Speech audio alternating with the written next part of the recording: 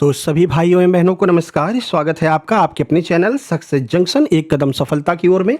मेरा नाम है मैराथन स्पेशलिस्ट अतुल शुक्ला और हम लेकर के आ गए हैं आपके लिए मध्य प्रदेश अस्पताल सहायक भर्ती 2026 की दृष्टि से अति महत्वपूर्ण मैराथन है। 150 एमसीक्यू आज हम कवर करने वाले हैं जो आपके सिलेबस में भूगोल सब्जेक्ट यानी कि जियोग्राफी सब्जेक्ट दिया गया है। जियोग्राफी सब्जेक्ट में केवल 6 टॉपिक दिए गए हैं आपके सिलेबस में। उन 6 टॉपिक को मिलाकर के अति महत्वपूर्ण 150 एमपीएसबी एप्टेक वाले प्रश्न हम कवर करने वाले हैं।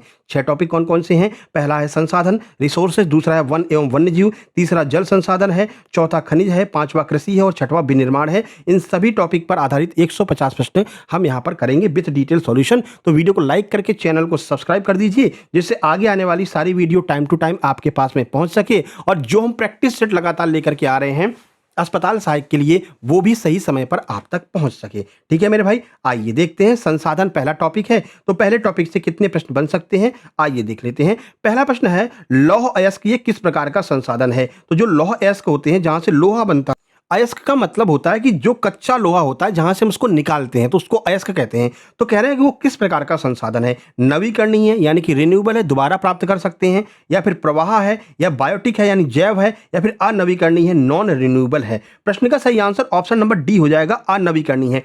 भाई जो लौह अयस्क है ना, बड़ी बड़ी खदानों से लोहे को खोदा जा रहा है, ठीक है ना, बड़ी बड़ी खदानों से। एक टाइम ऐसा आएगा कि ये लोहा समाप्त हो जाएगा, खदानों से खत्म हो जाएगा और इसको दोबारा नहीं बनाया जा सकता है क्योंकि इसको बनने में लाखों वर्ष लग जाते हैं तब ये बनता है। तो ये अनवीकरणीय स्रोत के अंतर्गत आ जाएगा, नॉन रिन्यूएबल के अंतर्गत आ जाएगा। जिसको दोबारा हम नहीं बना सकते हैं उसको हम नॉन रिन्यूएबल कहते हैं। आइए डिटेल में देखते हैं। तो लौह अयस्क एक अनवीकरणीय योग्य संसाधन है क्योंकि भूगर्भीय प्रक्रियाओं के द्वारा इसके निर्माण में लाखों वर्ष लगते हैं। एक बार उपयोग कर लिए जाने के बाद इसे तुरंत दोबारा नहीं बनाया जा सकता है। इस प्रकार कोई भी ईंधन होगा जैसे कि आपका तांबा हो गया, कॉपर हो गया, ये सब एक टाइम पर जाकर के खत्म हो जाएंगे और ये अनवीकरणीय ऊर्जा के अंतर्गत आएंगे, संसाधन के अंतर्गत। प्रश्न नंबर 2 देखिए, प्रश्न नंबर 2 है ज्वारी ऊर्जा निम्नलिखित में से किस प्रकार का संसाधन है? तो जो आपकी ज्वारी ऊर्जा होती है, ज्वारी ऊर्जा का मतलब समझ रहे हैं, जो समुद्रों में लहर चलती रहती है, ठीक है, और जो ज्वार भाटा आता रहता है तो उससे जो हमको ऊर्जा प्राप्त होती है वो किस प्रकार की ऊर्जा है ये आपसे पूछा जा रहा है। पुनः पूर्ति योग्य यानी कि रिन्यूएबल है, दोबारा बनाई जा सकती है, मानवीकृत है, अजैव है या फिर अचक्रीय है। सही आंसर ऑप्शन ए हो जाएगा, ये पुनः पूर्ति योग्य है। क्यों? क्योंकि जब तक समुद्र रहेगा तब तक उसमें लहरें आती रहेंगी, तब तक हमको ज्वारी ऊर्जा मिलती रहेगी, तब तक उसमें ज्वार भाटा आता रहेगा जब तक चंद्रमा रहेगा। चंद्रमा के गुरुत्वाकर्षण की वजह से ज्वार भाटा आता है, तो चंद्रमा हाल फिलहाल तो खत्म होने वाला नहीं है, ठीक है ना, अपन तो तब तक रहेंगे, ठीक है, अपन जब तक अपन जिंदा रहेंगे भाई तब तक ज्वारी ऊर्जा हमको मिलती रहेगी क्योंकि ये कन्फर्म है तब तक तो चंद्रमा रहेगा और सूरज भी रहेगा, ठीक है।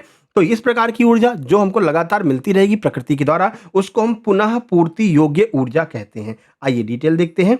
तो ज्वारी ऊर्जा पुनः पूर्ति योग्य नवीकरणीय संसाधन है क्योंकि यह समुद्र की लहरों और ज्वार भाटे से उत्पन्न होती है जो पृथ्वी और चंद्रमा के गुरुत्वाकर्षण के कारण होने वाली एक निरंतर प्राकृतिक प्रक्रिया है, ये कभी खत्म होने वाली नहीं है। ठीक है, चलिए समझ में आ रहा है तो वीडियो को लाइक करना और कमेंट बॉक्स में कमेंट करना।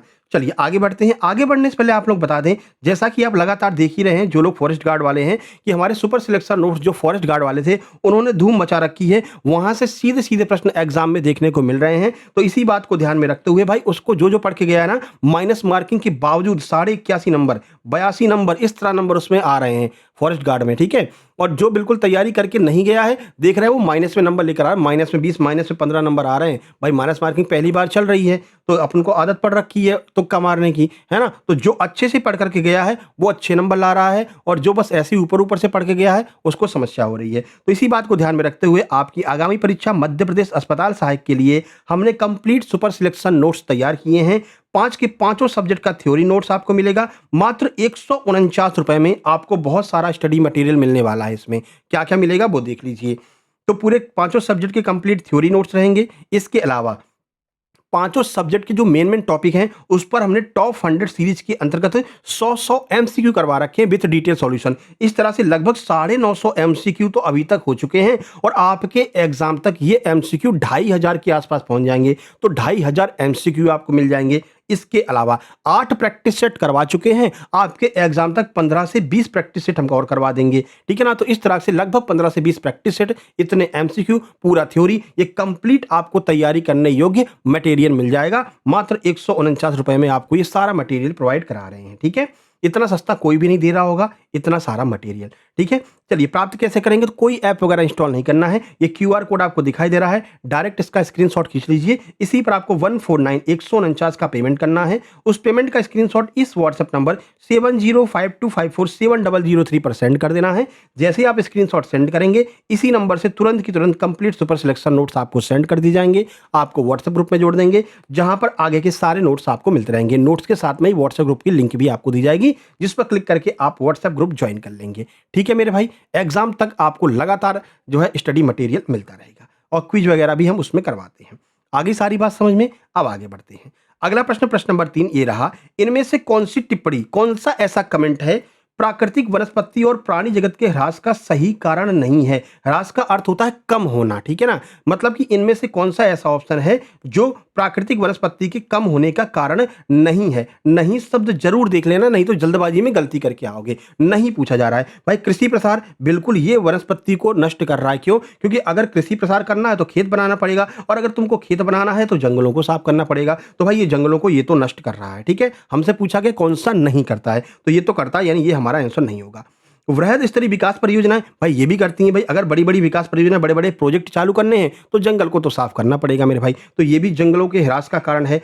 पशु चारण और ईंधन लकड़ी एकत्रित करना, ये कोई कारण नहीं है भाई। पशु अगर चरेंगे, भाई गाय भैंस चर रही है तो वो वनस्पतियों को थोड़ी नष्ट कर रही है, वो तो चर रही है तो फिर वनस्पति आ जाए, भाई वो तो घास को चरती है ना, वो जंगल थोड़ी नष्ट कर रही है। अगर हम लकड़ी लेने जंगल में जाते हैं तो गिरी हुई लकड़ियां जो होती हैं जलाने के लिए लेकर आते हैं, तो जंगलों को थोड़ी नष्ट कर रहे हैं, जो लकड़ियां नीचे गिरी उनको लेते हैं, ठीक है। तो यही एक ऐसा मतलब कारण रहेगा जो वनों को और वनस्पतियों को नष्ट नहीं कर रहा है। और हमसे यही पूछा था कौन सा नहीं कर रहा है, ऑप्शन सी हमारा आंसर हो जाएगा।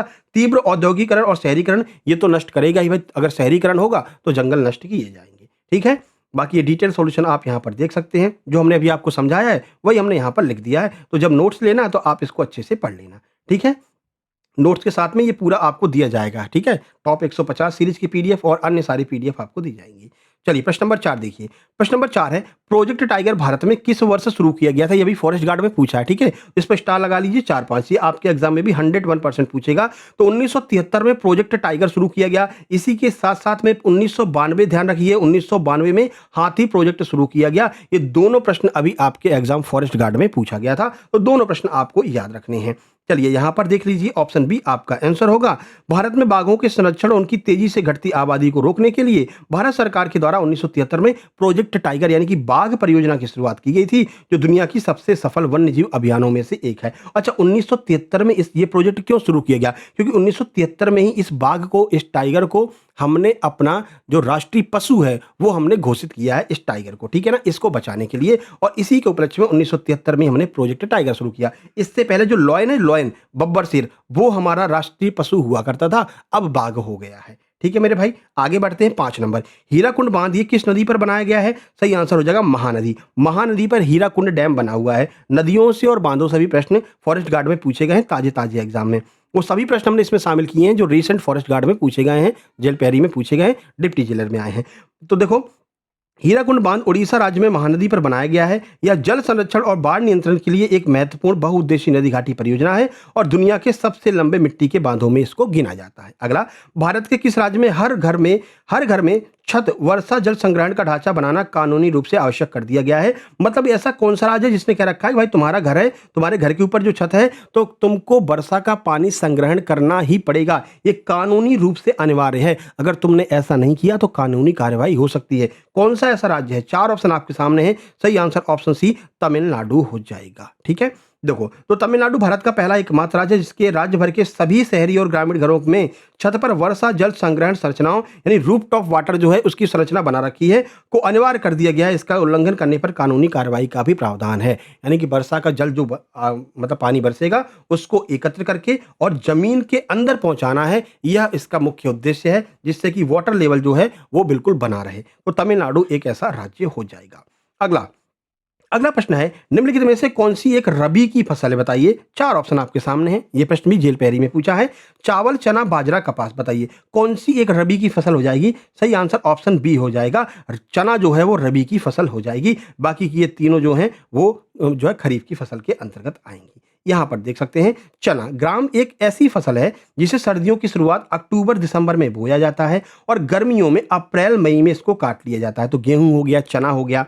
इसके विपरीत चावल और बाजरा और कपास, ये तीनों खरीफ फसल के अंतर्गत आ जाएंगी। इनमें से कौन सी एक फलीदार फसल है बताइए, किसमें फलियां लगती हैं। दाल, ज्वार, तिल, मोटे अनाज। सही आंसर हो जाएगा दालें। दालों में क्या है, फलियां लगती हैं भाई। मटर की वो देखिए फली, मटर की फली को अपन जो है ओपन करके फिर मटर को खाते हैं, ठीक है, जो हरी मटर होती है। तो ये फलीदार पौधे कौन से होते हैं, तो दालों के जो पौधे होंगे उनमें फलियां लगती हैं। तो देखिए दाल फलीदार फसल होती है। अरहर को छोड़कर अन्य सभी दालें हवा से नाइट्रोजन ग्रहण करके मिट्टी की प्राकृतिक उर्वरता को बनाए रखने में और बढ़ाने में मदद करती हैं। अभी कल ही हमने आपको इसके बारे में बताया था। एजोबेस्टर होता है, नाइट्रोजन को क्या करता है, 78% नाइट्रोजन वायुमंडल में है, इसको खींच करके दाल वाले पौधों की जड़ों में जाकर छोड़ देता है, जिससे क्या होता है, दालों को भी नाइट्रोजन मिल जाता है और जो फालतू की नाइट्रोजन ऊपर एकत्रित हो रही थी उसका भी नियंत्रण कौन कर लेता है, ये दाल के पौधे कर लेते हैं। तो अरहर को छोड़ करके बाकी सभी पौधे जो हैं दाल वाले, वो नाइट्रोजन का स्थिरीकरण करते हैं। 9 नंबर देखिए, निम्नलिखित में से कौन सा खनिज अपक्षयित पदार्थ के अवशिष्ट भार को त्यागता हुआ चट्टानों के अपघटन से बनता है। तो कौन सा ऐसा खनिज है जो चट्टानों के अपघटन से, चट्टानों के टूट फूट से बनता है बताइए। तो बॉक्साइट सही आंसर हो जाएगा। बॉक्साइट का निर्माण एल्यूमिनियम सिलिकेट्स के समृद्ध धरातली चट्टानों के अपघटन से होता है। अपघटन मतलब होता है टूट फूट से, ठीक है। तो जो ये चट्टानें होती हैं ये आपस में टकरा टकरा करके जब टूट जाती हैं तो टूट फूट से क्या होता है, बॉक्साइट का निर्माण होता है। अपक्षय के बाद घुलनशील तत्व बह जाते हैं और अवशिष्ट भाग के रूप में बॉक्साइट रह जाता है, जिससे एल्यूमिनियम प्राप्त होता है। तो एक बात आपको ध्यान रखनी है, एल्यूमिनियम का अयस्क कौन है, बॉक्साइड है। बॉक्साइड से हमको एल्यूमिनियम प्राप्त होता है। यह प्रश्न भी आपके एग्जाम में पूछा जाएगा। 10 नंबर, थोड़ा स्पीड को बढ़ा दें क्योंकि 150 प्रश्न करने हैं। हमारा उद्देश्य रहता है कम समय में ज्यादा से ज्यादा प्रश्न आपको करवा दें, ठीक है। नहीं तो 10 प्रश्न में ही लोग 1-1 घंटा लगा देते लाइव क्लास में, ठीक है ना। चलिए, तो झारखंड में स्थित कोडरमा निम्नलिखित में से किस खनिज पर अग्रणी उत्पादक है। कोडरमा जो खनिज है, कोडरमा जो जगह है वहां पर क्या पाया जाता है, बॉक्साइट, अभ्रक, लोहा, तांबा। आइए आंसर देख लेते हैं। तो झारखंड में सबसे ज्यादा क्या पाया जाता है, मतलब जो कोडरमा है वहां पर क्या पाया जाता है, तो अभ्रक, माइका पाया जाता है। तो झारखंड की कोडरमा, गया, हजारीबाग जो पेटी है, ये अभ्रक माइका के उत्पादन के लिए विश्व भर में प्रसिद्ध है। यहाँ पर उच्च कोटि का रूबी अभ्रक पाया जाता है, जिसका उपयोग विद्युत और इलेक्ट्रिक उद्योगों में भारी मात्रा में किया जाता है। अगला, निम्नलिखित में से कौन सा उद्योग कृषि पर आधारित नहीं है। नहीं शब्द जरूर देख लिया करो। सही आंसर हो जाएगा सीमेंट। सीमेंट उद्योग कृषि पर आधारित नहीं है, वो तो चट्टानों से मिलता है, ठीक है। तो सूती वस्त्र, चीनी और जूट, ये तीनों के तीनों कृषि वाले हैं। सीमेंट कृषि का नहीं है। यहां पर डिटेल दिया गया, आप अच्छे से इसको पढ़ लेना। आगे बढ़े। 12 नंबर, भारत का पहला सफल सूती वस्त्र कारखाना कहां पर स्थापित किया गया था। तो मुंबई में इसको स्थापित किया था। भारत की पहली सफल आधुनिक यंत्रीकृत सूती वस्त्र मिल जो है 1854 में मुंबई में स्थापित की गई थी। मुंबई के बंदरगाह और नम जलवायु ने इस उद्योग को विकास करने में मदद की थी, क्योंकि यहां से जो सूती होती है उस सूती वस्त्र को हम कहां पर भेज सकते हैं, विदेशों में भेज सकते हैं, क्योंकि यहां पर बंदरगाह है। बंदरगाह के किनारे जितने भी शहर होंगे देखेंगे कि आप वो समृद्ध हैं। जैसे गुजरात हो गया, इतनी समृद्धि का वजह क्या है, अरब सागर के किनारे है, वहां पर जो है बड़े बड़े जहाज आते हैं और आसानी से माल विदेशों में पहुंचाया जा सकता है। मुंबई भी आपका देखो समुद्र के किनारे है। केरल हो गया समुद्र के किनारे है। पश्चिम बंगाल समुद्र के किनारे है। तो आप देखेंगे जितने भी समुद्र के किनारे वाले राज्य हैं वो समृद्ध हैं। क्यों समृद्ध हैं, क्योंकि वहां पर आयात निर्यात का बढ़िया साधन उपलब्ध है, ठीक है। आगे बढ़ते, वहां के लोग सरकारी नौकरी के चक्कर में नहीं पड़ते भैया। गुजरात पुलिस की वैकेंसी खाली चली जाती है, कोई नहीं जाता वहां पुलिस में जॉब करने के लिए। क्यों, क्योंकि वहां पर इतना ऑलरेडी व्यवस्था है भाई। वहाँ पर उद्योग इतने फेमस, मतलब इतने जो है चर्चित हैं कि वहाँ से उनका काम चलता रहता है। काली मिट्टी निम्नलिखित में से किस फसल की खेती के लिए सर्वाधिक उपयोगी है। तो कपास की खेती के लिए काली मिट्टी उपयोगी है। अपना जो मालवा बेल्ट है मध्य प्रदेश का, वहाँ पर आप देखेंगे कपास की अच्छी खेती होती है। उसका रीजन क्या है, क्योंकि वहाँ पर काली मिट्टी पाई जाती है। तो काली मिट्टी कपास की खेती के लिए सर्वोत्तम मानी जाती है, इसलिए इसे काली कपास मिट्टी के नाम से या फिर रेगुर मिट्टी के नाम से भी जाना जाता है। इसमें नमी धारण करने की बहुत अधिक क्षमता होती है। तो देखो जब पानी बरसता है तो पानी को धारण कर लेती है, और जब ये सूखती है तो ये चटक जाती है, ठीक है, ऐसे चटक जाती है। तो इसमें क्या है, पानी अच्छे से भरा रहता है, ठीक है। तो ये नमी धारण करने वाली मिट्टी होती है, जो कपास और गन्ना के लिए, मूंगफली के लिए महत्वपूर्ण है। 14 नंबर, भारत में चिपको आंदोलन, सेम टू सेम ये प्रश्न आपके फॉरेस्ट गार्ड में अभी पूछा गया 2 दिन पहले। चिपको आंदोलन का मुख्य उद्देश्य क्या था? पूछा गया था कि भाई चिपको आंदोलन कहाँ पर हुआ था? आइए पूरी जानकारी आपको देते हैं। तो इसका मुख्य उद्देश्य था वनों की कटाई को रोकना, ठीक है? पर्यावरण से बहुत प्रश्न आएँगे आपके एग्जाम में, क्योंकि फॉरेस्ट गार्ड और डिप्टी जेलर में पर्यावरण से भर-भर के प्रश्न पूछे हैं। यही थोड़ा डिफरेंस देखने को मिलता है एजुकेटी में और एपटेक में, ठीक है? पहले एजुकेटी पर्यावरण से बिल्कुल प्रश्न नहीं पूछती थी, एपटेक एनवायरनमेंट पर्यावरण से भर-भर के प्रश्न पूछती है, ठीक है? तो पर्यावरण की 150 प्रश्नों वाली जो हमने आपको एमसीक्यू दी है, उसको अच्छे से पढ़ कर के जाना, ठीक है? एमसीक्यू की जो पीडीएफ दी है, वहाँ से प्रश्न फॉरेस्ट गार्ड में भी आए हैं, आपके एग्जाम में भी आएँगे। ठीक है, देखो हुआ क्या था 1970 के दशक में हिमालयी क्षेत्र वर्तमान उत्तराखंड में पेड़ों की व्यावसायिक कटाई को रोकने के लिए शुरू किया गया यह एक आंदोलन था। प्रसिद्ध पर्यावरण और रक्षा आंदोलन था। इसमें स्थानीय महिलाएं पेड़ों को गले लगा करके उनकी रक्षा करती हैं, यानी पेड़ों से चिपक गई थी और फिर हार मान करके सरकार को वहां से हटना पड़ा था और पेड़ों को उन्होंने कटने से बचा लिया था। ठीक है, आगे बढ़ते हैं। सरदार सरोवर बांध ये किस नदी पर बना हुआ है? तो ये आपको नर्मदा नदी पर देखने को मिल जाएगा। ये भी आपके एग्जाम में फॉरेस्ट में पूछा गया है। सरदार सरोवर बांध गुजरात राज्य में नर्मदा नदी पर बनाया गया है। यह भारत की सबसे बड़ी जल संसाधन परियोजनाओं में से एक है, जिसमें गुजरात, मध्य प्रदेश, महाराष्ट्र, राजस्थान जो राज्य हैं ये लाभान्वित होते हैं। तो अगर एमपीजीके से प्रश्न, वैसे आपके सिलेबस में नहीं दिया है, लेकिन एमपीजीके से अगर प्रश्न बनाएगा तो यहीं से बनाएगा, बांध बनाएगा, नदियां बनाएगा, क्योंकि ये ज्योग्राफी के अंतर्गत आ जाते हैं। तो यहाँ से प्रश्न बनेगा एमपीजीके का। ठीक है, वैसे आपके एग्जाम में एमपीजीके नहीं आएगी क्योंकि सिलेबस में ही नहीं है। स्वर्णिम रेशा किसे कहा जाता है? गोल्डन फाइबर किसे कहते हैं? कपास, जूट, रेशम, ऊन। सही आंसर जूट हो जाएगा। जूट येलो कलर का होता है, इसको हम क्या कहते हैं? गोल्डन फाइबर कहते हैं। पश्चिम बंगाल सबसे ज्यादा उत्पादित करता है भारत में और पूरे विश्व में बांग्लादेश सबसे ज्यादा जूट का उत्पादन करता है। तो जूट को चमकीले सुनहरे रंग, उच्च व्यावसायिक तथा निर्यात मूल्य के कारण स्वर्णिम रेशा या गोल्डन फाइबर कहा जाता है। भारत विश्व भर में जूट का सबसे बड़ा उत्पादक है। ठीक है, तो उत्पादन तो ये करता है, लेकिन निर्यात की बात करेंगे तो पश्चिम बंगाल सबसे ज्यादा निर्यात करता है। भाई हम उत्पादन करते हैं और हम यूज भी कर लेते हैं, तो उतना निर्यात नहीं कर पाते हैं, जबकि पश्चिम बंगाल क्या करता है? उत्पादन भी करता है और निर्यात भी करता है। उत्पादन तो कम होगा लेकिन निर्यात उसका ज्यादा होता है। ठीक है, चलो आगे बढ़ते हैं। और भारत में कौन है? तो भारत में पश्चिम बंगाल है। अगला, मोनोजाइट रेत में कौन सा खनिज पाया जाता है? मोस्ट इंपोर्टेंट है। तो मोनोजाइट में थोरियम पाया जाता है। यूरेनियम अपने यहाँ पाया नहीं जाता है उतना, तो थोरियम जो है वो यूरेनियम का काम कर देता है और केरल की मोनोजाइट रेत में ये पाया जाता है। देखिए, तो भारत में केरल के तटीय इलाकों में पाई जाने वाली मोनोजाइट रेत में थोरियम प्रचुर मात्रा में पाया जाता है। थोरियम एक अत्यधिक महत्वपूर्ण परमाणु या आणविक ऊर्जा खनिज है। ठीक है, तो यूरेनियम का काम जो है कुछ हद तक थोरियम कर देता है अपने लिए। 18 देखिए, निम्नलिखित में से कौन सा उद्योग बॉक्साइट को कच्चे माल के रूप में उपयोग करता है? तो कौन सा उद्योग है? एल्यूमिनियम जो उद्योग होगा वो बॉक्साइट को जो है यूज करेगा, क्योंकि बॉक्साइट से ही हमको एल्यूमिनियम प्राप्त होता है। ये डिटेल है, आप अच्छे से पढ़ लेना। डिटेल पढ़ेंगे तो फिर वीडियो 1.5 घंटे से ऊपर का हो जाएगा, है ना? तो जो बहुत महत्वपूर्ण होगा उसको पढ़ाते चलेंगे, बाकी आप वीडियो पॉज करके पढ़ते रहना, लेकिन जब नोट्स लोगे तो वो आपको मिल ही जाएगा पूरा। कर्तन दहन प्रणाली को भारत के उत्तर पूर्वी राज्यों में किस नाम से जाना जाता है? तो अगर उत्तर पूर्वी राज्यों की बात करें, कर्तन दहन का मतलब जान रहे हो? वही झूम जो कृषि होती है भैया, झूम कृषि, जंगलों को काट करके खेती करना। तो कह रहे हैं कि जो उत्तर पूर्वी राज्य हैं उसमें इसको क्या कहा जाता है? झूम कृषि को क्या कहा जाता है? तो झूम कृषि को झूमिंग ही कहते हैं। ठीक है, उत्तर पूर्वी राज्यों में झूमिंग ही कहा जाता है। तो कर्तन दहन प्रणाली स्थानीय रूप से झूमिंग कृषि या फिर झूम खेती के नाम से इसको जाना जाता है। जंगलों को काटकर और जलाकर खेती की जाती है। अगला, इस पर अब रोक लगाई जा रही है धीरे धीरे। पंजाब, हरियाणा और पश्चिमी उत्तर प्रदेश में भूमि निम्नीकरण का मुख्य कारण क्या है? बताइए क्या रीजन है? तो अधिक से अधिक जो सिंचाई है इसकी वजह से पंजाब, हरियाणा और पश्चिमी उत्तर प्रदेश में भूमि निम्नीकरण हो रहा है। ठीक है, देखिए देखो, तो पंजाब, हरियाणा, पश्चिम उत्तर प्रदेश में भूमि भूमि निम्नीकरण का मुख्य कारण अधिक सिंचाई है। अत्यधिक जल भराव के कारण मिट्टी में लवणता यानी कि जो सैलिनिटी है और क्षारीयता बढ़ जाती है, जिससे उपजाऊपन नष्ट हो जाता है। ठीक है, तो ये ऐसे राज्य हैं यहाँ पर बहुत ज़्यादा, देखो यहाँ पर गंगा यमुना बढ़िया से नदियाँ हैं। ठीक है, उधर पंजाब की साइड चले जाओगे तो 5 नदियाँ हैं, तो बहुत ज़्यादा इनको पानी मिल जाता है और बहुत ज़्यादा पानी मिलने की वजह से वहाँ की मिट्टी कैसी हो गई है? सलाइन हो गई है, यानी कि लवड़ी हो गई है और वहाँ की क्षारीयता भी बढ़ गई है। तो वहाँ पर क्या हो रहा है कि अब धीरे धीरे कृषि के उत्पादन में कमी आ रही है। अगला, रियो डी जेनेरो पृथ्वी सम्मेलन किस वर्ष आयोजित किया गया था? तो 1992 में इसको आयोजित किया गया था और ये प्रश्न आपके एग्जाम में अभी पूछा गया है। ठीक है, 1992 में ब्राजील के शहर रियो डी जेनेरियो में प्रथम अंतर्राष्ट्रीय पृथ्वी सम्मेलन का आयोजन किया गया था। इसमें 100 से अधिक देशों के राष्ट्राध्यक्षों ने पर्यावरण संरक्षण और सामाजिक आर्थिक विकास की समस्याओं का हल खोजने के लिए भाग लिया था और एजेंडा 21 को इसी में अपनाया गया था। ये भी आपको ध्यान रखना है। लैटेराइट मिट्टी का निर्माण किस जलवायु परिस्थितियों में होता है? बताइए, लैटेराइट निर्माण कब होता है? लैटेराइट जो मिट्टी है इसका निर्माण कब होता है? आंसर की बात करेंगे, ऑप्शन ए हो जाएगा। जब उच्च तापमान और अत्यधिक वर्षा होती है तो लैटेराइट मिट्टी का निर्माण होता है। देखिए, तो लैटेराइट मिट्टी का निर्माण उच्च तापमान, अत्यधिक वर्षा वाले क्षेत्रों में होता है। भारी वर्षा के कारण मिट्टी के पोषक तत्वों का अत्यधिक निक्षालन हो जाता है, जिससे यह मिट्टी आमतौर पर कृषि के लिए कम उपजाऊ हो जाती है। हालांकि खाद और उर्वरक डाल करके इसमें काजू वगैरह की खेती की जा सकती है। बाकी ये जो मिट्टी है वो कृषि के लिए ज़्यादा लाभदायक नहीं होती है। अगला, भारत में अपवर्जक आर्थिक क्षेत्र ईईजेड की सीमा तट रेखा से कितनी दूर तक है? तो ईईजेड की जो सीमा है वो 100 समुद्री मील तक है। 100 समुद्री मील तक जो क्षेत्र होता है वो ईईजेड के अंतर्गत आता है। अच्छा, ये होता क्या है वो आप यहाँ पर देख सकते हैं।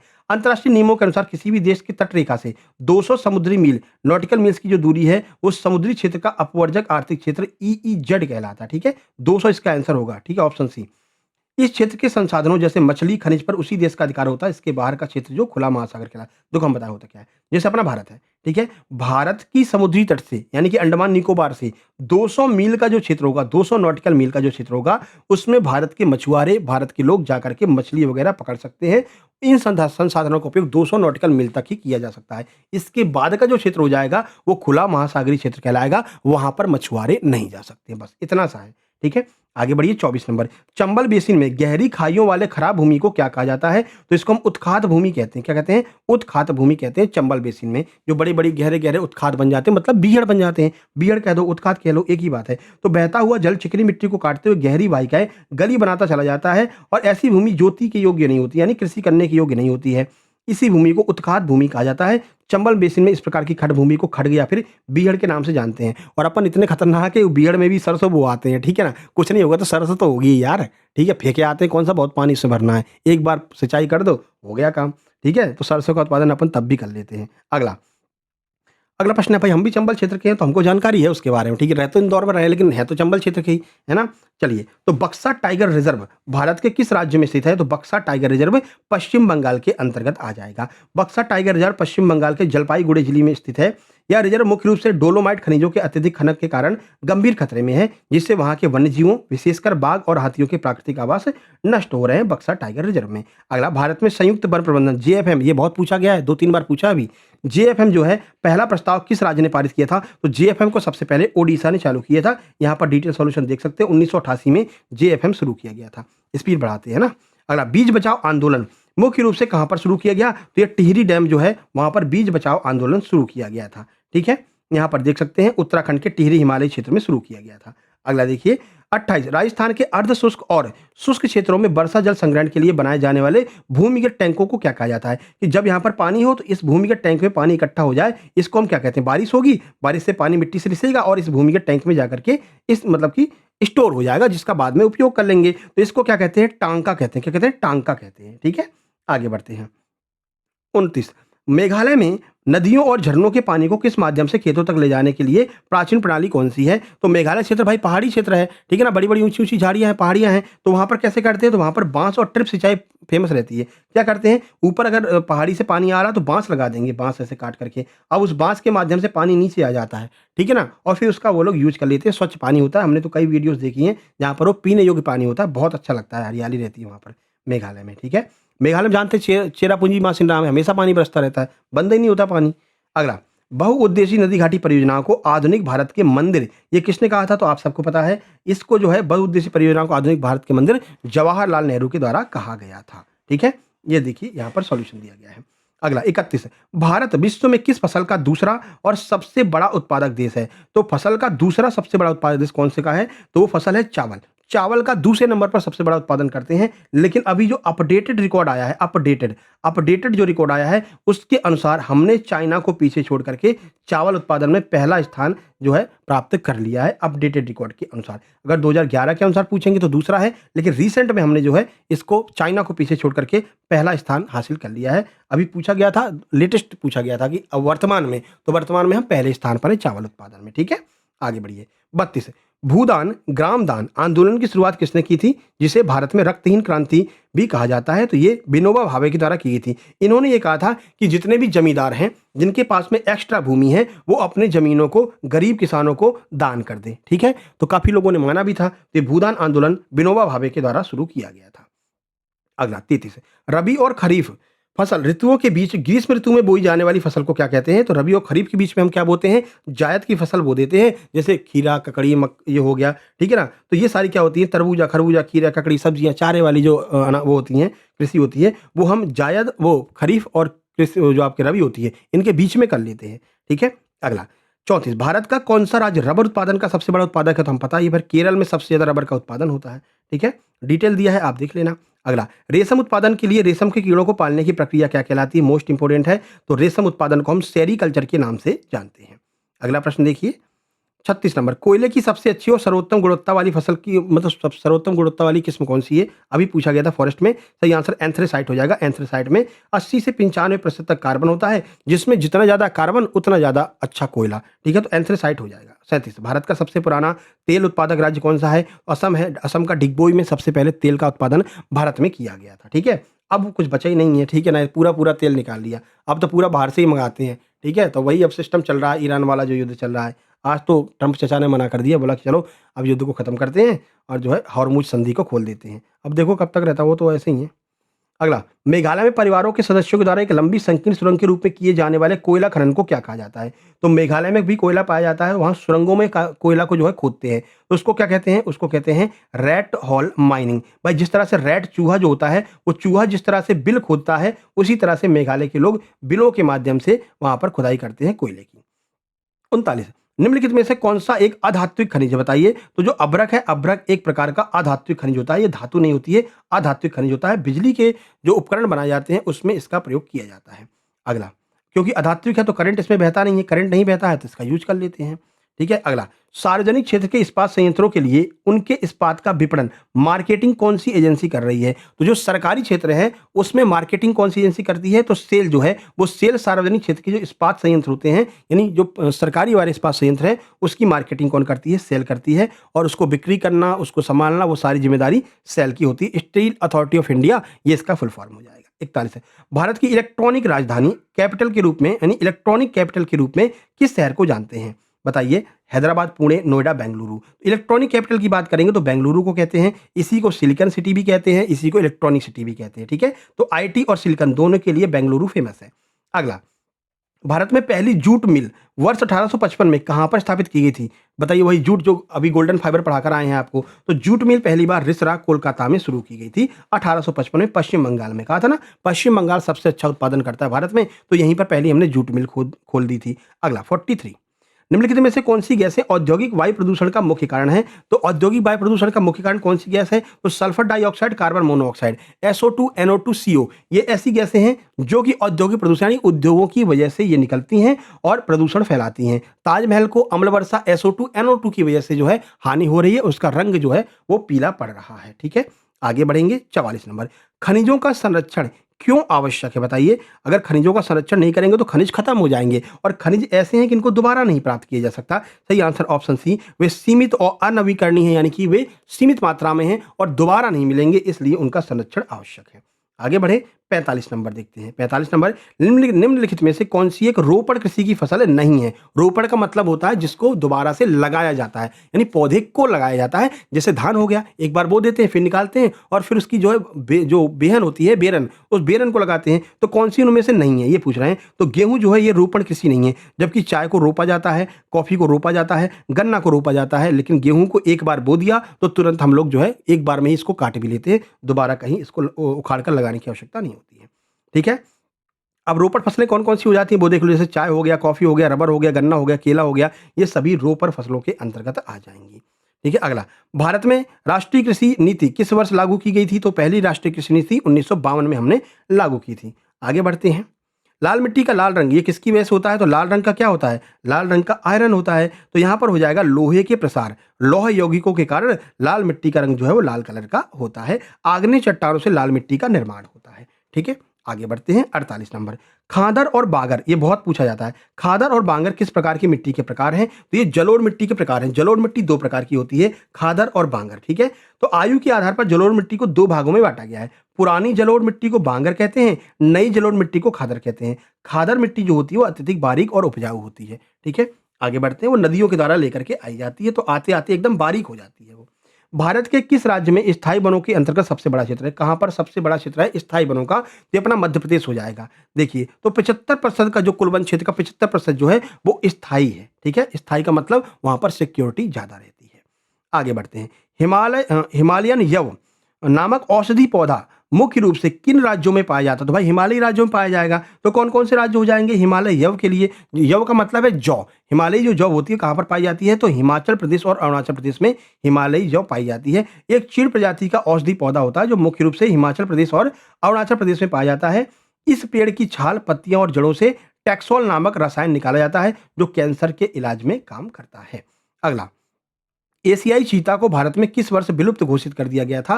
तो 1952 में एशियाई चीता को विलुप्त घोषित कर दिया गया। यही रीजन है कि अब हम जो है बाहर से चीता लेकर के आ रहे हैं और अपने श्योपुर में जो औद्योगिक अपना नेशनल वो है पार्क है वहां पर हम उसको स्थापित कर रहे हैं क्योंकि चीता जो है भारत से पूरी तरह से गायब हो चुके हैं। 52, पश्चिमी हिमालय में कृषि के लिए बनाई जाने वाली जलवाहिकाओं को क्या कहा जाता है? तो इसको हम गुल या फिर कुल कहते हैं। देखिए, पश्चिमी हिमालय के पर्वतीय और पहाड़ी क्षेत्रों में लोगों ने कृषि और सिंचाई के लिए नदी की धाराओं का रास्ता बदल करके वाहिकाएं बनाई हैं जिन्हें स्थानीय भाषा में गुल और या फिर कुल कहा जाता है, ठीक है? मतलब ये था कि ऐसे नदी बह रही थी, ठीक है? उनका खेत यहाँ पर है तो नदी यहाँ छोटी छोटी ऐसी नालियां बना दी तो नदी का पानी जो है ये खेत में आ गया तो इसको हम गुल या फिर कुल कहते हैं, ठीक है? और पश्चिमी हिमालय में देखा जाता है। गंगा वगैरह, गंगा यमुना वहीं से आ रही हिमालय से तो यूज कर ले रहे हैं।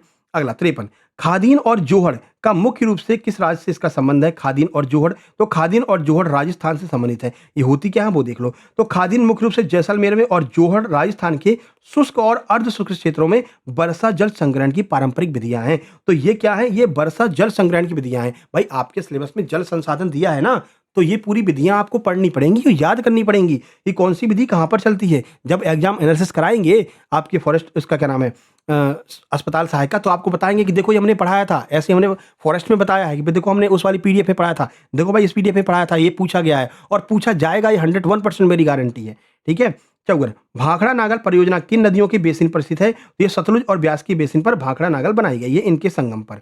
55, इनमें से कौन सी दाल मिट्टी की प्राकृतिक उर्वरता को बहाल करने में मदद नहीं करती है? तो अभी बताया था जो अरहर या फिर तुअर दाल होती है इसको छोड़ करके बाकी की सारी दालें जो हैं वो प्रकृति से नाइट्रोजन को ग्रहण करके मिट्टी में नाइट्रोजन को मिला देती हैं। केवल अरहर एक ऐसी दाल है जो ये काम नहीं करती है, ठीक है? आगे बढ़ते हैं। 56, वह फसल जो पंजाब और हरियाणा में वाणिज्यिक यानी कॉमर्शियल है लेकिन ओडिशा में आजीविका की फसल है वो कौन सी है? तो यहाँ पर चावल हो जाएगा। भाई चावल को पंजाब हरियाणा में खूब अच्छे उस पर जो है उत्पादित किया जा सकता है और उसको बेचते हैं वो लोग। लेकिन अगर ओडिशा में जाएंगे तो ओडिशा में ये खाने वाली हो जाती है, उतना ही उत्पादित कर पाते हैं कि खुद खा लें, ठीक है ना? और यहाँ पंजाब हरियाणा वगैरह में पश्चिम बंगाल में तो जम के उत्पादित करते हैं तो वो बेच भी लेते हैं तो वहाँ पर कॉमर्शियल फसल हो जाती है। अगला, कॉमर्शियल का मतलब है कि वो फसलें जिनको हम बेच सकते हैं। भारत में कॉफी की अरेबिका किस्म ये शुरुआत में किस देश से लाई गई थी? तो ये यमन से लेकर के आए थे। यमन से बाबा बूदन, ये बाबा बूदन जो है वो यमन गए थे, यमन से 4-5 बीज ले आए थे चुरा करके और उन्हीं बीज को कर्नाटक में बो दिया और कर्नाटक आज देखो कॉफी उत्पादन में नंबर 1 है, ठीक है? तो देखिए भारत में उगाई जाने वाली उच्च गुणवत्ता वाली अरेबिका किस्म की कॉफी शुरुआत में यमन से लाई गई थी। इसकी खेती सबसे पहले कर्नाटक की बाबा बूदन पहाड़ियों पर शुरू की गई थी और आज भी इसकी विश्व भर में डिमांड है। आज भी लोग इसको मानते हैं, इसीलिए बाबा बूदन जो पहाड़ियां हैं वहां की जहां पर बोई गई थी पहली बार, उसको बाबा बूदन के नाम पर बाबा बूदन की पहाड़ियां कहा जाता है। 58, भारत में गन्ने का कौन सा सबसे बड़ा उत्पादक देश है? मतलब भारत विश्व में गन्ने का कौन से क्रम का है? तो दूसरे नंबर पर है, ठीक है? पहले पर ब्राजील वगैरह हो जाएगा, दूसरे पर भारत हो जाएगा गन्ना में। ऑपरेशन फ्लड ये भी पूछा गया, ऑपरेशन फ्लड का संबंध किस क्षेत्र से है? तो ऑपरेशन फ्लड का संबंध किससे है? दुग्ध उत्पादन या फिर श्वेत क्रांति से है। तो ये बाढ़ नियंत्रण यानी जो आपका है ये दुग्ध उत्पादन से संबंधित है, श्वेत क्रांति से, ठीक है? तो फ्लड का मतलब वैसे तो बाढ़ होता है, तो लोग जल्दबाजी में बाढ़ नियंत्रण करके आ जाते हैं, लेकिन बाढ़ नियंत्रण नहीं होगा इसका आंसर, ठीक है?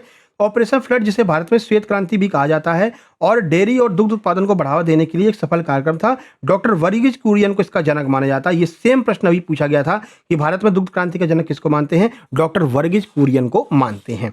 प्रश्न नंबर 60, मैग्नेटाइट लौह अयस्क में लोहे का अंश लगभग कितना पाया जाता है? तो मैग्नेटाइट में 70% लोहा पाया जाता है, ठीक है? आगे बढ़ते हैं। खेतड़ी खदानें जो राजस्थान में स्थित होती हैं वो ये किस खनिज के लिए प्रसिद्ध हैं? तो खेतड़ी की खदानें तांबा के लिए फेमस है, कॉपर के लिए।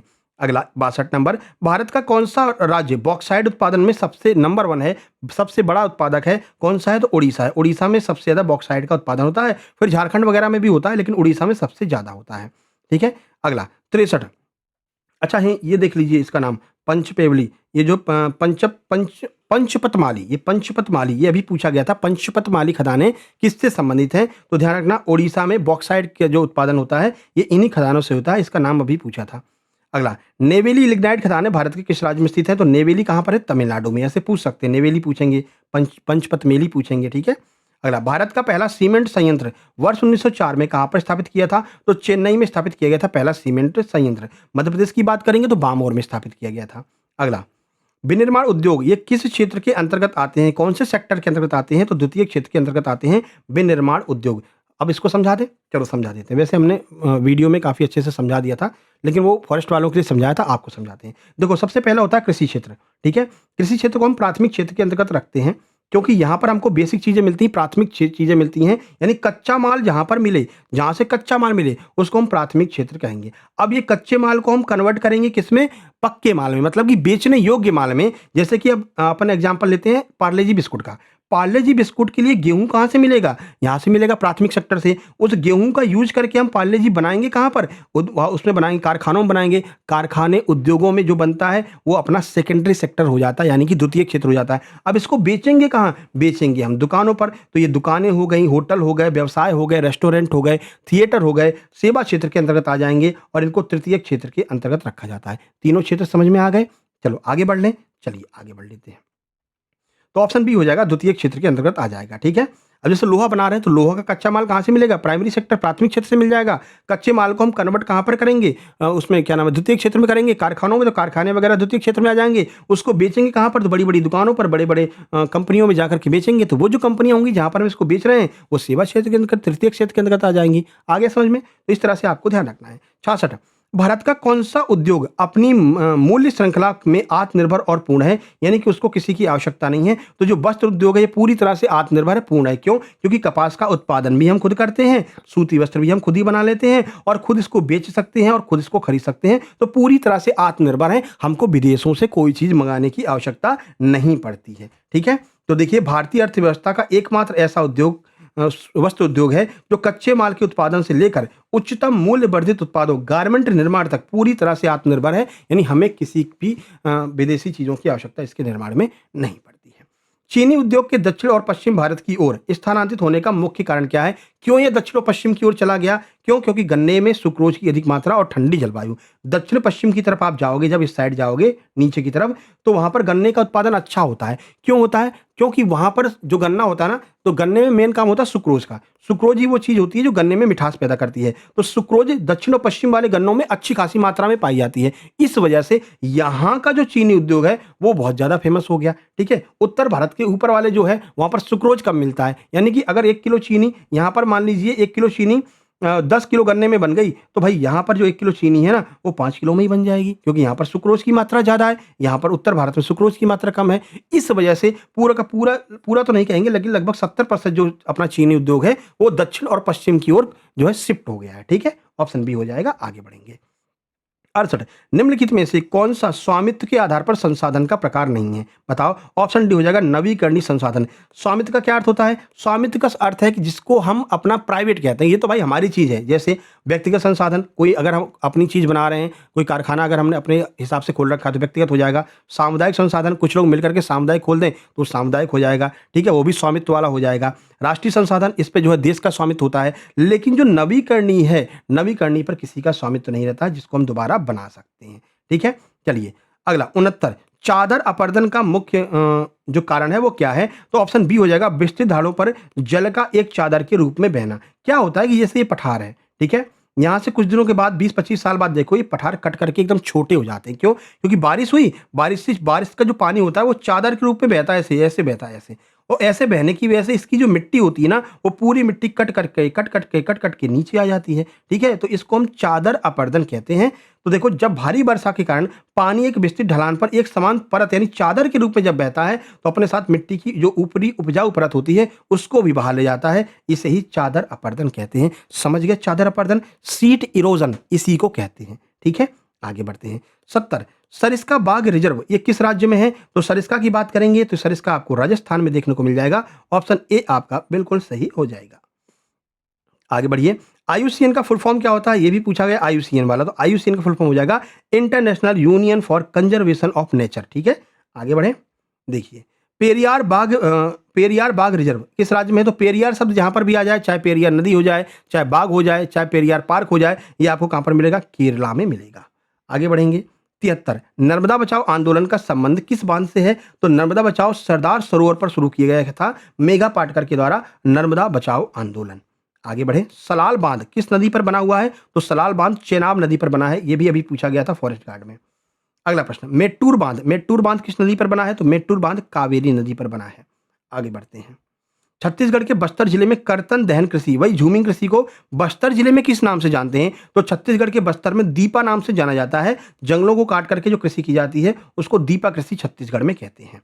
77 क्षेत्रफल और उत्पादन की दृष्टि से भारत की तीसरी सबसे महत्वपूर्ण खाद्य फसल कौन सी है? तो क्षेत्रफल और उत्पादन की दृष्टि से तीसरे नंबर पर कौन आता है? बाजरा आता है। चावल और गेहूं के बाद ज्वार या फिर बाजरा क्षेत्रफल और उत्पादन की दृष्टि से तीसरे नंबर पर आ जाएगा। 78 भारत का कौन सा राज्य बाजरा का सबसे बड़ा उत्पादक है? तो ये आपका राजस्थान हो जाएगा, जहां पर बाजरा का सबसे ज्यादा उत्पादन होता है। सुनहरी क्रांति गोल्डन रिवॉल्यूशन का संबंध किससे है? तो बागवानी और शहद उत्पादन से संबंधित है सुनहरी क्रांति। 80 देखिए, इनमें से कौन सा एक ऊर्जा खनिज नहीं है? बताइए कौन सा ऊर्जा खनिज नहीं है जिससे हमको एनर्जी नहीं मिलती है? बताइए।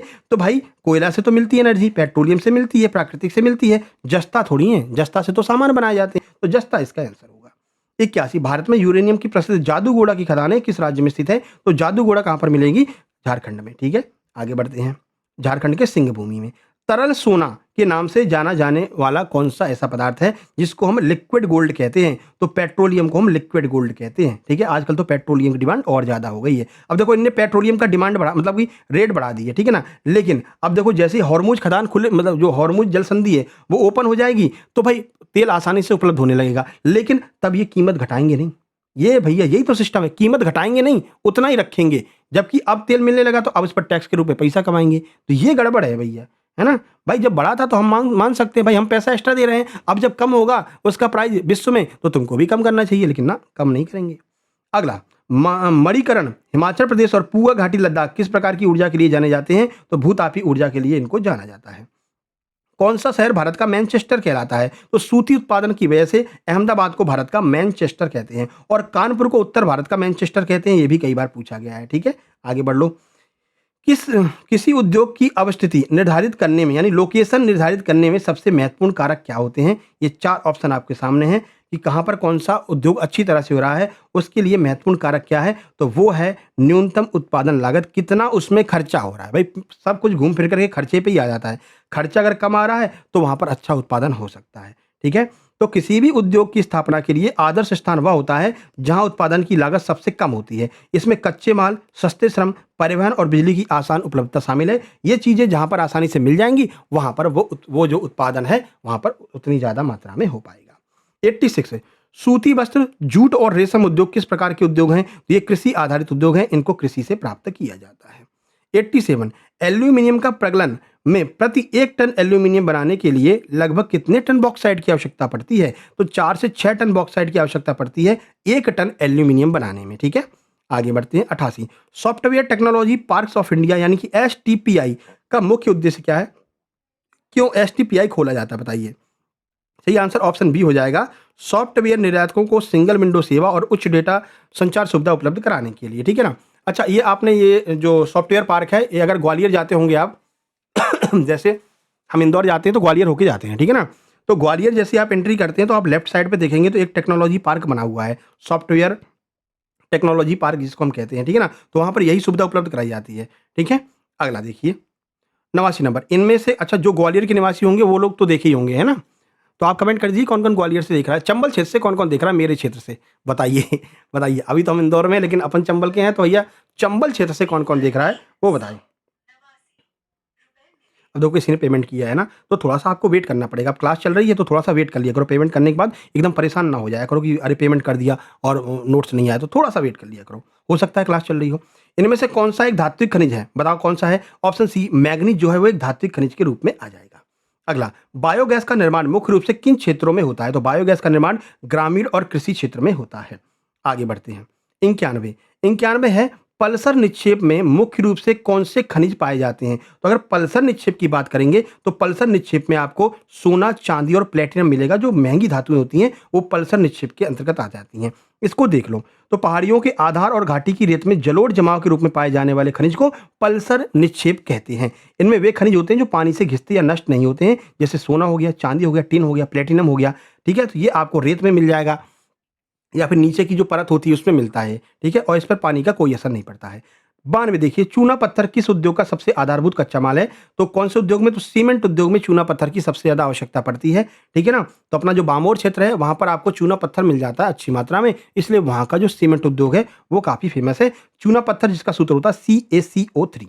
अगला, इनमें से कौन सा आधारभूत उद्योग का उदाहरण है? बताओ। बेसिक कौन सा है? ये प्रश्न अभी पूछा गया था फॉरेस्ट गार्ड में। तो जो लोहा या इस्पात उद्योग है इसको हम आधारभूत उद्योग कहते हैं, बेसिक इंडस्ट्री कहते हैं। कोई भी उद्योग कर लो, बिना लोहे के काम चलेगा नहीं। ठीक है ना, छोटे से छोटे, बड़ा से बड़ा उद्योग खोल लो, बिना लोहे के काम नहीं चलेगा, बिना मशीनों के काम नहीं चलेगा। इसलिए लोहे को आधारभूत उद्योग, बेसिक इंडस्ट्री कहते हैं। ठीक है, आगे बढ़े। चलिए 94, जल किस प्रकार का संसाधन है? बताओ मेरे भाई, बताओ कैसा संसाधन है जल? अजैव अनवीकरणीय है, चक्रीय नवीकरणीय है, जैविक संसाधन है, मानव निर्मित है। सही आंसर हो जाएगा चक्रीय और नवीकरणीय है, यानी साइक्लिक है और रिन्यूएबल है। यानी क्या होता है कि भाई ये जल भरा हुआ है बारिश का। ठीक है, बारिश का पानी भरा हुआ है, सूरज निकला, बारिश का पानी भाप बन के ऊपर गया, बादल बना, वापस बरस गया, फिर सूरज निकला, पानी बना, बादल बना, बरस गया। तो ये चक्र चलता रहता है। ठीक है ना, तो इसलिए जल जो है वो किस प्रकार का संसाधन है? चक्रीय और नवीकरणीय योग्य है, साइक्लिक एंड रिन्यूएबल है, दोबारा से प्राप्त किया जा सकता है और चक्रीय क्रम में ये चलता रहता है। इसलिए जल को हम चक्रीय यानी साइक्लिक या फिर रिन्यूएबल भी कहते हैं मेरे भाई। यहां पर देख सकते हैं, जल एक चक्रीय और नवीकरणीय योग्य प्राकृतिक संसाधन है। जल चक्र वाष्पीकरण, संघनन, बर्षण के माध्यम से पृथ्वी पर जल का संतुलन निरंतर बना रहता है, इसलिए हम इसको रिन्यूएबल में रखते हैं। रिन्यूएबल का मतलब समझ गए ना, दोबारा से प्राप्त किया जा सके। नॉन रिन्यूएबल जिन्हें हम दोबारा से प्राप्त नहीं कर सकते हैं, जैसे कि कोयला हो गया, ठीक है, लोहा हो गया, टिन हो गया, ये एक समय पर समाप्त हो जाएंगे, उसके बाद तो भैया फिर ना मिलने वाला। ठीक है ना, आगे बढ़ते हैं। 95 कह रहा है कि नदी जोड़ो परियोजना का मुख्य उद्देश्य क्या है? ऑप्शन बी हो जाएगा बाढ़ रोकना, सूखाग्रस्त क्षेत्रों में पानी फैलाना। होता क्या है कि भाई पंजाब जैसे क्षेत्र हो गए जहां पर 5-5 नदियां हैं तो वहां पर बाढ़ आ रही है, राजस्थान की तरफ चले जाओ तो सूखा पड़ रखा है। कह रहे यार ये कैसा सिस्टम हो गया है? तो एक काम करो, क्यों ना नदियों को आपस में जोड़ दो, तो जहां पर ज्यादा पानी होगा वो दूसरी नदी में कन्वर्ट हो जाएगा, वहां से दूसरी जगह पर पहुंच जाएगा जहां पर पानी की आवश्यकता है। तो मुख्य उद्देश्य क्या है नदियों को जोड़ने का? नदियों को जोड़ने का मुख्य उद्देश्य बाढ़ को रोकना, यानी कि जो पंजाब में बाढ़ आ रही है उसको रोक करके वहां के एक्स्ट्रा पानी का उपयोग हम राजस्थान में सूखाग्रस्त क्षेत्रों में पानी पहुंचा देंगे। तो विभिन्न नदियों को जो है आपस में जोड़ा जा रहा है। तो जो हिमालयी नदियां जैसे गंगा हो गया, यमुना हो गया, इनमें वर्ष भर पानी रहता है, कभी सूखती नहीं है। इनको किससे जोड़ा जा रहा है? ऐसी नदियों से जोड़ा जा रहा है जो गर्मी के टाइम पर आकर के सूख जाती हैं। तो इनको ऐसे जोड़ देंगे तो इसका जो एक्स्ट्रा पानी होगा वो इसमें आ जाएगा, तो ये भी वर्ष भर पानी से भरी रहेंगी। ठीक है, और पानी का मतलब कि वहां पर पानी पहुंचता रहेगा जहां पर इसकी आवश्यकता होती है। ठीक है मेरे भाई, समझ गए? ये है नदी जोड़ो परियोजना। वीडियो को लाइक, चैनल को सब्सक्राइब कर देना, आगे भी इसी तरह की सारी जानकारी आपको मिलती रहेगी। 96 पर चलते हैं। 96 पर है, वनों पर आधारित उद्योग का उदाहरण कौन सा है? पूरी तरह से वन पर जो आधारित है, तो कागज और लुगदी उद्योग जो है वो वनों पर आधारित है। क्यों? क्योंकि इसका निर्माण हम बांस से करते हैं। ठीक है, देखो तो कागज हो गया, लुगदी हो गया, माचिस हो गया, राल हो गया, रबर, फर्नीचर, ये सारे के सारे जो है वन पर आधारित उद्योग है। तांबे के उत्पादन में कौन सा राज्य प्रथम स्थान पर है? 4 ऑप्शन आपके सामने हैं। तो अगर तांबे की बात करेंगे तो तांबे के उत्पादन में मध्य प्रदेश पहले नंबर पर अपना आता है। ये पूरा डिटेल है, देख लेना। 98, भारत में पवन ऊर्जा का सबसे बड़ा फॉर्म गुच्छ कहाँ पर है? कहाँ पर सबसे ज्यादा पवन ऊर्जा हमको मिल जाती है? तो तमिलनाडु का जो नागरकोइल है, नागरकोइल से मदुरै तक जो है काफी अच्छी खासी पवन ऊर्जा मिलती है और यहाँ पर बड़ी बड़ी पवन चक्कियां जो है लगाई गई हैं, यहाँ से पवन ऊर्जा का उत्पादन किया जाता है। अगला, एजेंडा 21 का मुख्य उद्देश्य क्या है? क्यों बनाया गया एजेंडा 21? तो भूमंडलीय सतत पोषणीय विकास हासिल करना, यानी कि जो आपका पूरे 21 आपको क्षेत्र बताए गए हैं कि इस क्षेत्र में हमको जो है रिन्यूएबल करना है, नए नए कार्य करने हैं, तो 21 क्षेत्र बताए गए हैं। एजेंडा 21 एक घोषणा है 1992 रियो डी जेनेरियो में की गई थी। इसका मुख्य उद्देश्य क्या है? यहाँ पर देखिए, इसका मुख्य उद्देश्य पर्यावरण की क्षति को रोकना, गरीबी और रोगों से निपटने के लिए सतत विकास को बढ़ावा देना, इसका मुख्य उद्देश्य हो जाएगा। 100 नंबर भैया अपनी सेंचुरी पूरी होती है इसी के साथ में। भारत में भूमि उपयोग डेटा कितने प्रतिशत भौगोलिक क्षेत्र के लिए उपलब्ध है? यानी लैंड यूज जो डेटा है, जिस भूमि को हम यूज कर सकते हैं, कितने प्रतिशत पर है? तो 93% ऐसी भूमि है जिसको हम यूज कर सकते हैं, 7% ऐसी भूमि है जो यूज में नहीं लाई जा सकती है।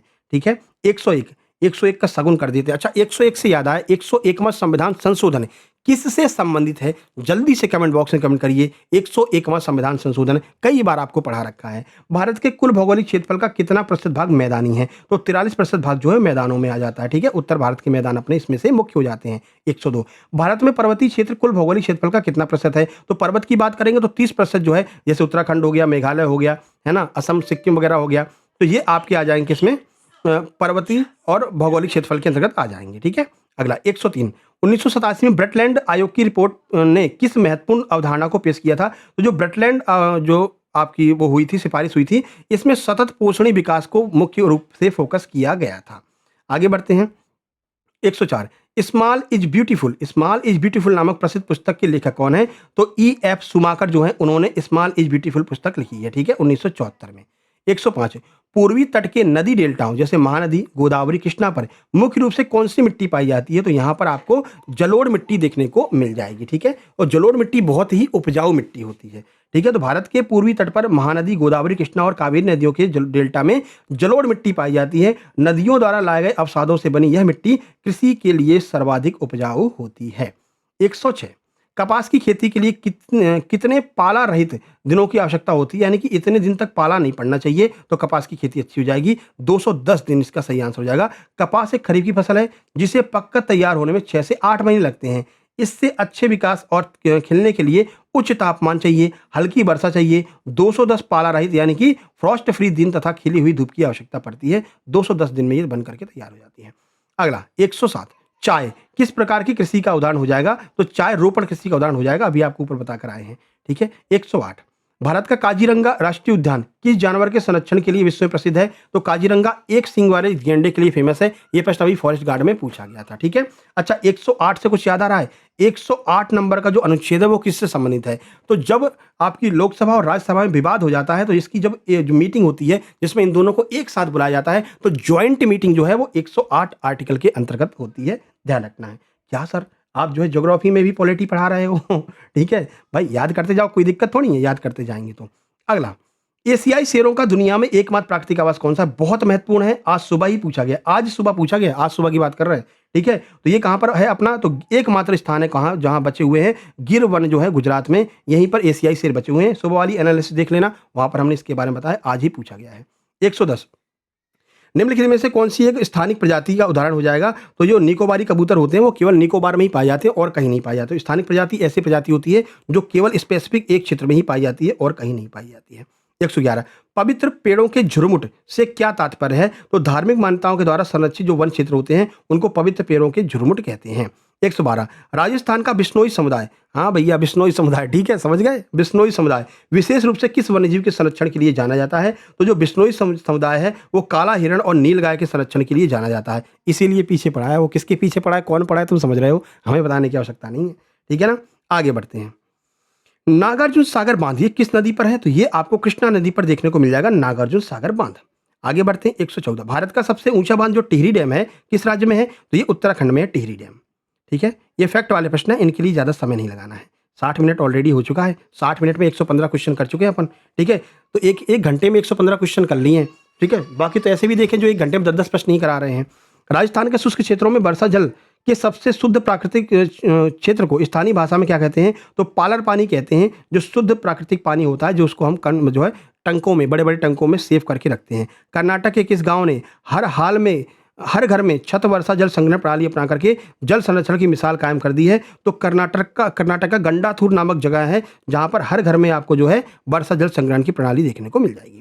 रागी का सबसे बड़ा उत्पादक राज्य कौन सा है? तो ये कर्नाटक हो जाएगा। रागी एक फसल होती है जो कर्नाटक में सबसे ज्यादा होती है। 118, कौन सी फसल मोटे अनाज मिलेट्स की श्रेणी में नहीं आती है? तो बताइए, तो जो गेहूं है ये मिलेट्स की श्रेणी में नहीं आता, मोटे अनाज में नहीं आता है। बाकी ज्वार, बाजरा, रागी ये तीनों मोटे अनाज के अंतर्गत आते हैं। अगला, भारत का कौन सा राज्य मूंगफली उत्पादन में सबसे बड़ा है? सबसे नंबर 1 है मूंगफली उत्पादन में तो गुजरात है, क्योंकि काली मिट्टी गुजरात में पाई जाती है। मूंगफली के लिए काली मिट्टी की आवश्यकता होती है। 120, सरसों और रेपसीड के उत्पादन में कौन सा राज्य पहले स्थान पर है? तो राजस्थान जो है वो पहले स्थान पर है सरसों और रेपसीड के उत्पादन में। 121, सोयाबीन का सबसे बड़ा उत्पादक राज्य कौन सा है? तो मध्य प्रदेश जो है सोयाबीन, मध्य प्रदेश को सोया प्रदेश भी कहते हैं और सोया स्टेट के नाम से इसको जाना जाता है, ये भी आपको ध्यान रखना है। MP number 1। उद्योगों में सबसे अधिक उपयोग किया जाने वाला लॉ एस्क कौन सा है? तो सबसे ज्यादा हम हेमेटाइट को यूज करते हैं, ठीक है। इसमें 70% लोहा पाया जाता है। अगला देखिए, कुद्रेमुख और लौह अयस्क खदानें जो 100% निर्यात इकाई हैं किस राज्य में पाई जाती हैं? तो कुद्रेमुख कहाँ पर पाई जाएगी? 4 ऑप्शन आपके सामने हैं। कुद्रेमुख आपको जो है कर्नाटक में देखने को मिल जाएगी। ऑप्शन बी आपका सही आंसर हो जाएगा। ये पूरा डिटेल है, देख लेना। 124 मयूरभंज और केंदुझर खदानें किस राज्य के लौह अयस्क बेल्ट का हिस्सा है? तो मयूरभंज और केंदुझर ये दोनों आपको कहाँ पर मिलेंगी? ओडिशा में मिल जाएंगी।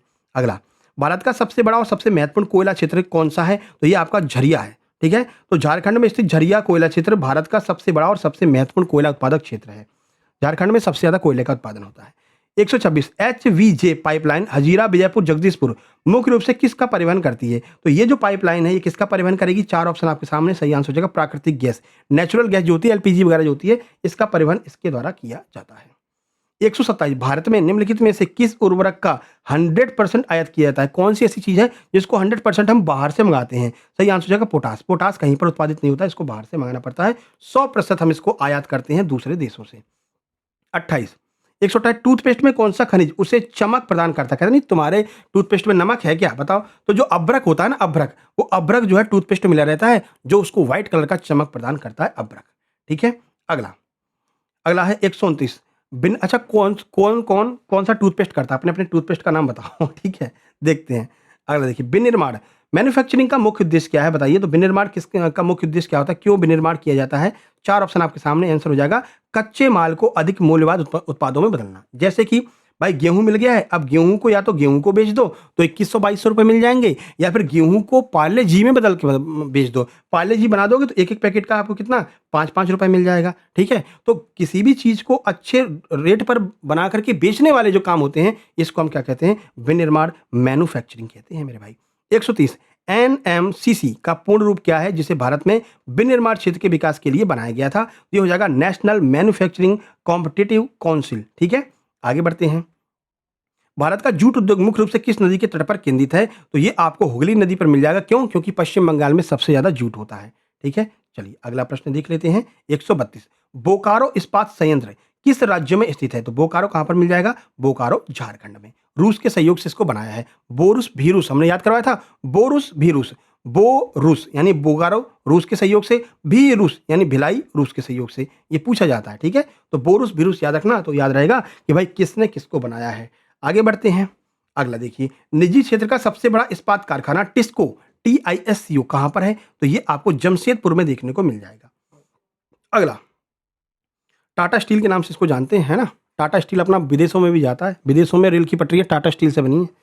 कौन सा उद्योग जल में तापीय प्रदूषण का सबसे बड़ा कारण है? तो ताप विद्युत संयंत्र उद्योग जो है वो जल में तापीय ऊर्जा का, तापीय प्रदूषण का सबसे बड़ा कारक है। क्या होता है देख लो। तो ताप विद्युत संयंत्रों और कुछ अन्य भारी कारखानों से निकलने वाला अत्यधिक गर्म पानी जब बिना ठंडा किए सीधे नदियों और झीलों में बहा दिया जाता है तो इसे तापीय प्रदूषण कहते हैं। इससे जलीय जीवन नष्ट हो जाता है। भाई मछलियों के ऊपर ये पूरा गर्म पानी अगर डाल दोगे तो तुम्हें तो कोई फर्क पड़ नहीं रहा है, तुम सोचो यार नदी है तो कंट्रोल कर लेगी, लेकिन वहां की जो मछलियां हैं उनको तो फर्क पड़ेगा, वो तो जल के नष्ट हो जाएंगी, तो जलीय जीवन नष्ट हो जाता है।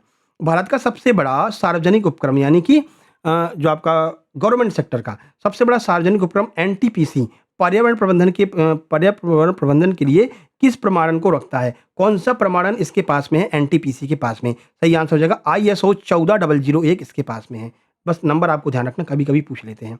136 भारत में सबसे प्रचुर मात्रा में उपलब्ध जीवाश्म ईंधन कौन सा है? सबसे ज्यादा कौन मिलता है भारत में? तो कोयला मिल जाता है अपने यहाँ, खूब भारी मात्रा में बढ़िया से कोयला मिल जाता है। झारखंड और खंड में कोयला भरा पड़ा है। ठीक है, तो यहां से हम अपने बिजली का उत्पादन कर लेते हैं। मुंबई हाई किस संसाधन के उत्पादन के लिए पूरे भारत में प्रसिद्ध है? तो मुंबई हाई में पेट्रोलियम खनिज तेल हमको मिलता है। ठीक है, अब नहीं मिलता, अब तो खत्म हो गया। ठीक है, हमने इतना निकाल लिया कि वहां पर खत्म ही हो गया है। अगला, परिवहन ईंधन के रूप में प्रयुक्त होने वाली CNG का फुल फॉर्म क्या होता है? ये बहुत पूछी जा रही, क्यों? क्योंकि चर्चा में है CNG। तो CNG का फुल फॉर्म हो जाएगा compressed natural gas. Option B आपका सही आंसर हो जाएगा। और ये इको फ्रेंडली है, इसलिए CNG गाड़ियां आपने बहुत चलती हुई देखी हुई होंगी, है ना। चलो अगला, निम्नलिखित में से कौन सा एक अलौह खनिज है जिसमें लोहा नहीं पाया जाता? तो तांबा जो है इसमें लोहा नहीं पाया जाता है। आगे बढ़ें। 140 कौन सा एक लौह धातु का उदाहरण है? इसमें कौन सा जिसमें लोहा पाया जाता है? बताओ कौन सा है? तो निकिल। निकिल में थोड़ा थोड़ा लोहा जो तत्व है वो पाया जाता है। ठीक है, तो निकिल एक लौह धातु फेरस मिनरल है क्योंकि इसमें लोहे का अंश पाया जाता है। सीसा, जस्ता और बॉक्साइट अलौह है, इसमें लोहा नहीं पाया जाता है। 141 भारत अर्थव्यवस्था के संदर्भ में कृषि और उद्योग एक दूसरे के क्या हैं? तो भारत में अर्थव्यवस्था के संबंध में कृषि और उद्योग एक दूसरे के ऊपर क्या है, एक दूसरे के पूरक हैं। अगर कृषि नहीं होगा तो उद्योग नहीं होगा, ठीक है, उद्योग नहीं होगा तो कृषि नहीं होगा। भाई ट्रैक्टर कहाँ बनेंगे? उद्योग में। तो उद्योग में ट्रैक्टर बनेंगे तो कृषि होगी, और कृषि अगर नहीं होगी तो उद्योगों को कच्चा माल कहाँ से मिलेगा? तो दोनों एक दूसरे के पूरक है मेरे भाई, ठीक है। 142 वीडियो पसंद आ रहा तो लाइक करना और शेयर करना, सबके पास में बताना कि ऐसी क्लासेज यहाँ पर 1 से 1.5 घंटा में, 1 घंटा 20 मिनट में 150-150 2-2 प्रश्न विद सॉल्यूशन करवाए जा रहे हैं। गन्ने के उत्पादन के लिए कौन सी जलवायु सबसे उपयुक्त होती है? तो ये उष्ण और उपोष्ण कटिबंधीय जो गर्म और आर्द्र जलवायु है, इसमें गन्ना बहुत अच्छा उत्पादित होता है। 143 है, भारत में पीली क्रांति का संबंध मुख्य रूप से किससे है? तिलहन तेल के बीजों से संबंधित है पीली क्रांति। अच्छा ये बताइए, येलो डिस्ट्रिक्ट किसे कहा जाता है बताओ? ये अपने चंबल क्षेत्र के 2 जिले हैं जिसको येलो कहा जाता है, और इनमें से ही एक जिले के हम निवासी हैं। अब तुम अपने आप से देख लेना, ठीक है ना। रहते हम इंदौर में हैं, ठीक है ना, पूरा अपना सिस्टम पूरा इंदौर में है, इंदौर में ही अपन ने पूरा बना रखा है। लेकिन जो अपने येलो जिले हैं, जिन्हें हम येलो डिस्ट्रिक्ट कहते हैं, सरसों के लिए बहुत ज़्यादा फेमस है, उन 2 जिलों में से एक जिले पर हमारा निवास स्थान है। चलो भाई आगे बढ़ते हैं, 144 देखते हैं। मध्य प्रदेश में स्थानांतरित कृषि कर्तन दहन प्रणाली को किस स्थानीय नाम से जाना जाता है? वही मतलब कि जो अपना मध्य प्रदेश है, मध्य प्रदेश में जंगलों को काटकर करने वाली खेती को क्या कहते हैं? बेवर या फिर दहिया कहा जाता है। ये भी पूछा था, अभी फॉरेस्ट गार्ड में पूछ रखा है, ठीक है। 145 है, बेलाडीला खदानें किस राज्य में स्थित हैं और किस खनिज के लिए प्रसिद्ध है? ऑप्शन बी छत्तीसगढ़ में है और उच्च कोटि के हेमेटाइट के लिए प्रसिद्ध है, ठीक है। अच्छा आप लोग कमेंट करना कि हम कौन से जिले के हो सकते हैं, ठीक है ना। वो 2 जिलों का नाम, उन 2 जिलों में से एक के हम रहने वाले हैं, फिर आपको अगली वीडियो में बता देंगे कहाँ के रहने वाले हैं, ठीक है। चलो अगला, भारत का कौन सा बंदरगाह मुख्य रूप से लौह अयस्क के निर्यात के लिए फेमस है? तो ये मार्मा गोवा बंदरगाह है, यहाँ से लौह अयस्क का विदेशों में निर्यात किया जाता है। अगला, गोवा में है ये मार्मा गोवा, ठीक है ना। मार्मा गोवा जो है, मार्मा गोवा गोवा में स्थित है। अगला देखिए, दुर्ग, बस्तर, चंद्रपुर पेटी भारत में किस महत्वपूर्ण खनिज के लिए जानी जाती है? तो लौह अयस्क के लिए इस पेटी को हम जानते हैं। 148 है, अंतर्राष्ट्रीय कानून के अनुसार तट रेखा से कितनी दूरी तक समुद्री क्षेत्र प्रादेशिक जल टेरिटोरियल वाटर कहलाता है, जिस पर उस देश का पूर्ण अधिकार होता है? तो 12 समुद्री मील का जो एरिया होता है उस पर उस देश का पूरा अधिकार रहता है। यहाँ से हम खनन कर सकते हैं, यहाँ से तेल निकाल सकते हैं, पेट्रोल निकाल सकते हैं, पूरा अधिकार रहता है 12 नॉटिकल मील तक। 149, शुष्क और उच्च तापमान वाले क्षेत्रों में बाष्पीकरण की उच्च दर के कारण किस मिट्टी का निर्माण होता है जिसमें ह्यूमरस और नमी की कमी होती है? कौन सी मिट्टी होती है जो आपको शुष्क और उच्च तापमान वाले क्षेत्रों में मिल जाएगी? तो ये होती है आपकी मरुस्थलीय मिट्टी, यानी कि शुष्क मृदा। आगे बढ़िए, 150, भारत राज्य वन रिपोर्ट के अनुसार क्षेत्रफल की दृष्टि से भारत के किस राज्य में सबसे अधिक वन आवरण है? तो क्षेत्रफल की अगर हम बात करेंगे तो वो भी अपने मध्य प्रदेश में ही आ जाएगा, ठीक है। देखिए, भौगोलिक क्षेत्रफल की दृष्टि से मध्य प्रदेश वह राज्य है जहां सबसे अधिक क्षेत्रफल पर वनों का आवरण मौजूद है। इसके बाद अरुणाचल प्रदेश, फिर छत्तीसगढ़ का स्थान आता है। प्रतिशत के हिसाब से कौन है? प्रतिशत के हिसाब से कौन है? तो मिजोरम प्रतिशत के हिसाब से है, और क्षेत्रफल के हिसाब से कौन है? अपना भारत है। प्रतिशत का मतलब समझो, जैसे 100% एरिया है, ठीक है, तो 100% में कितने प्रतिशत पर जो है वन पाए जा रहे हैं? तो इस हिसाब से कौन? मिजोरम नंबर 1 पे है। और पूरे में कितने में पाए जा रहे हैं, क्षेत्रफल की बात करते हैं तो फिर अपना मध्य प्रदेश पहले स्थान पर है, ठीक है। 150 प्रश्न पूरे होते हैं। बाकी आप यहाँ पर देख सकते हैं, जिन लोगों ने नोट्स लिए हैं उन लोगों ने क्या यहाँ पर रिस्पॉन्स दिया है आप देख सकते हैं। जेल पैरी के नोट्स लिए थे इन्होंने, इनके 82 नंबर आए हैं। सर आपके नोट्स से बहुत क्वेश्चन आए हैं, आपका बहुत बहुत धन्यवाद। वर्ग 2 के भी नोट्स लेने हैं, ठीक है ना। तो इनको यहाँ पर फायदा हुआ, 82 नंबर इनके आए हैं माइनस मार्किंग के बाद में, ठीक है। इनका वर्ग 2 का भी लगा तो इनका सर वर्ग 2 का भी लेना है। वर्ग 2 पर अभी काम किया जा रहा है। पहले हॉस्पिटल असिस्टेंट वालों को जो है इनकी जॉब दिला दें, अस्पताल सहायक वालों को अभी इस पर फोकस किया जा रहा है क्योंकि अस्पताल सहायक की वैकेंसी लगी हुई है। फिर अपन एमपी पुलिस पर काम करेंगे क्योंकि एमपी पुलिस की भी वैकेंसी आने वाली है, ठीक है। उसके भी बेहतरीन नोट्स तैयार कर रहे हैं। फिलहाल ये व्हाट्सएप नंबर है जिस पर मैसेज करके आपको अपने नोट्स प्राप्त कर लेने हैं। वीडियो कैसी लगी कमेंट बॉक्स में कमेंट करेंगे, वीडियो को लाइक शेयर और चैनल को सब्सक्राइब कर लेंगे। मिलते हैं नेक्स्ट वीडियो में, तब तक के लिए नमस्कार, धन्यवाद।